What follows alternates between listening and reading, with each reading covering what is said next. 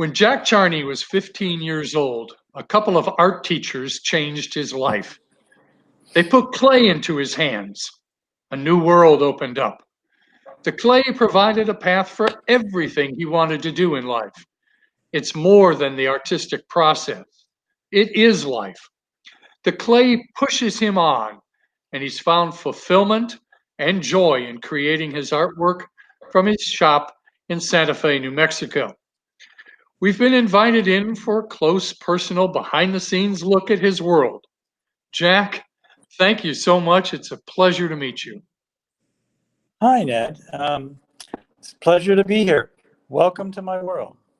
We are excited to take a look around, but I understand that your beginnings in art was as a poet, and you have something to share. Yes, I do. Poetry allowed me to find my inner space as an artist. Study the salmon, the way they returned home to die. Study the heart, which should never be seen but heard and felt. Study the alpine lake that reflects the beauty of the azure sky. Study the sky, the imperative of rain and snow. Study the oceans, mother of all that is wet. Study wetness, handmaiden of evolution.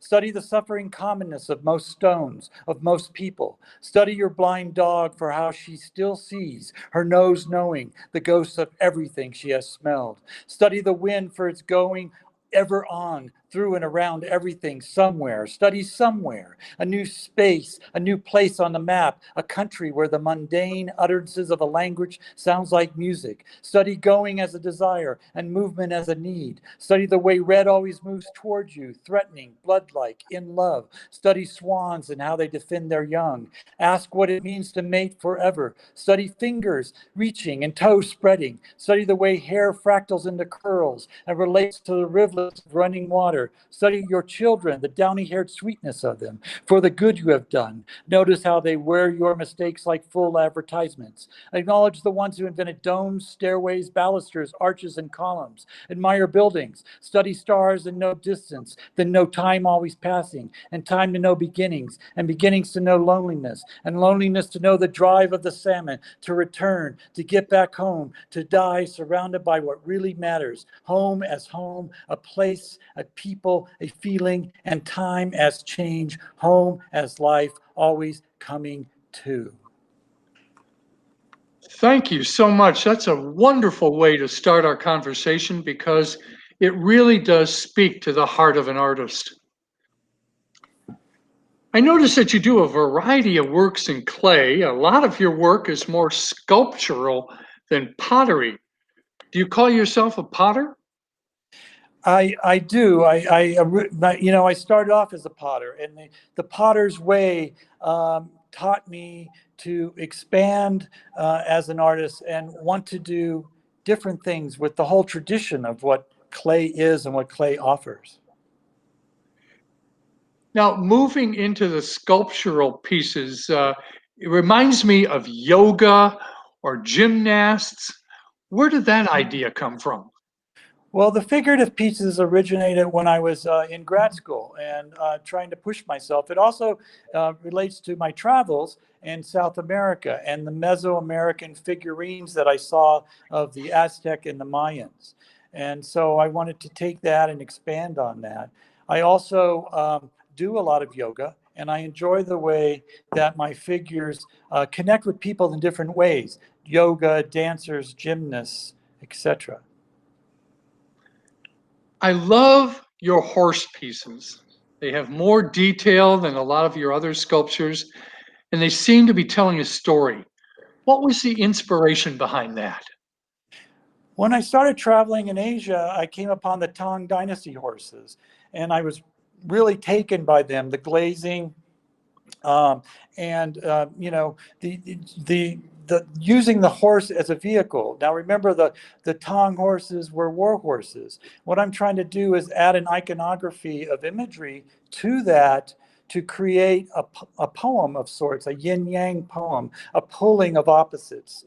And so I want the more peaceful imagery to tame the aggressive energy of the horse. You grew up in Spain, And as a child, that sort of developed your sense of color and design. And talk about that and the impact that it's had on you as an artist. Well, as a young child, I thought that the world was all about, that light of the Mediterranean, that use of color and design in just everyday objects. Making every meal a bowl, a plate, a celebration. You mentioned all the travels. Now you're growing up in Spain, you've been all over the world, and you seem to draw on everything as inspiration. Well, it's true. Traveling around, doing art shows. Sometimes I can get very worn out. I look forward to the time in December and January, which is my downtime, to go somewhere and see and experience a whole new culture and a whole new type of folk art traditions really interest me. And those traditions that are dying out, and can I learn something and use that in my work and keep it going forward? I see that your work has changed in some of your more recent works.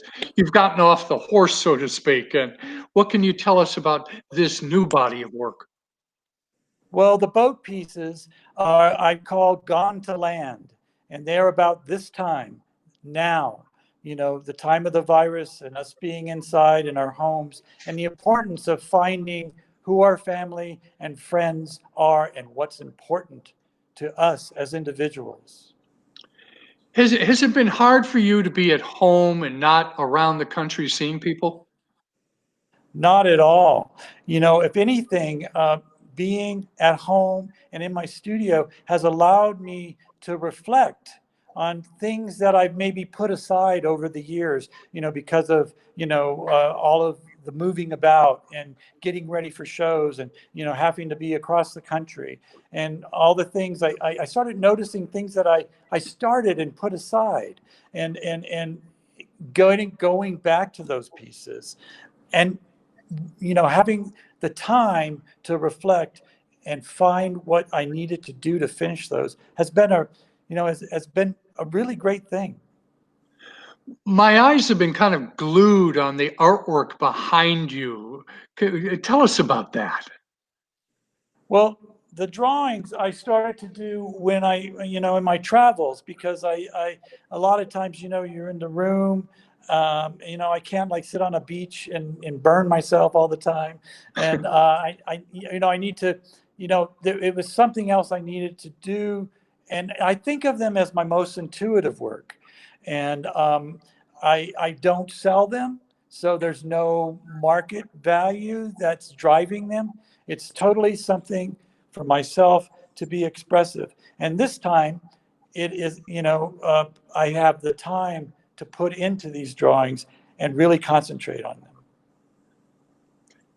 Anything you'd like to add here? It's just been a joy talking to you. You've done so much, and where do you think your artwork is going to go in the years ahead?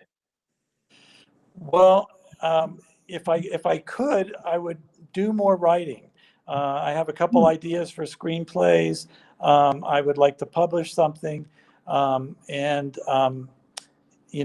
that's what I would like to do. Oh, new horizons. Yeah. I don't think I'll give up the clay though. Yeah, well, that seems to one, be one of my your life's passion. one of my friends said, "Jack, you're more than a kiln," and I had to think about that for a while. But you know, What's the best way for folks to get a hold of you? I do have a website, jackcharney.com. Do Facebook or the Zuckerberg means of communication. But you could also call me 505-570-1035. And I would look forward to anybody who wants to communicate with me or is interested in my work. Well, I know you want to get your hands back in the clay, so we're going to let you get back to work. But thank you so much for letting us in and sharing some of your heart with us. Well, thank you also, and enjoyed it. We thank you for watching this Thomas William Furniture virtual art fair behind the scenes, and we welcome you to visit the other artists on the tour.